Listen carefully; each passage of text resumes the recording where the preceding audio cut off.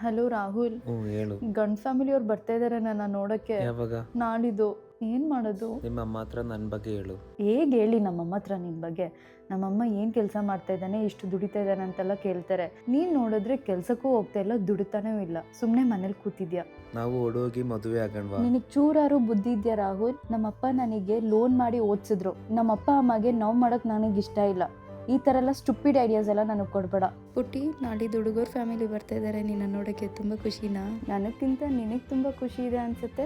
ಖುಷಿ ಇಲ್ದಿರ ಇರತ್ತಾ? ಮಗ್ಳಿಗೆ ಮದುವೆ ಆಗ್ತಿದೆ ಅಂದರೆ? ಎಲ್ಲಿದ್ಯಾ? ಆಚೆ ಕಡೆ. ಯಾಕೋ ಇಲ್ಲಿ ಬಂದೆ? ನನ್ನ ಬಿಟ್ಟು ಮದುವೆ ಆಗಲ್ಲ ತಾನೆ? ಇಲ್ಲ, ಆಗಲ್ಲ, ಪ್ರಾಮಿಸ್. ನಮ್ಮಮ್ಮ ನೋಡೋಕೆ ಮುಂಚೆ ನೀನು ಹೋಗಿ ಇಲ್ಲಿಂದ. ಸರಿ ಬಾಯ್. ಅಮ್ಮ, ಹುಡುಗ ಫೋಟೋ ತೋರಿಸಿದ ತಕ್ಷಣನೇ ನಂಗೆ ಇಷ್ಟ ಆಗಿಲ್ಲ. ಅಂದಮೇಲೆ ಏನಕ್ಕೆ ಅವ್ರ ಫ್ಯಾಮಿಲಿನ ಕರೆದಿದ್ದೀರಾ ನನ್ನ ನೋಡೋಕ್ಕೆ? ನಾನು ಇನ್ನೂ ಓದಬೇಕು. ಏನೋ ನೀನು ಓದಿ ಮುಗಿಸಿ ಆಯ್ತಲ್ಲ.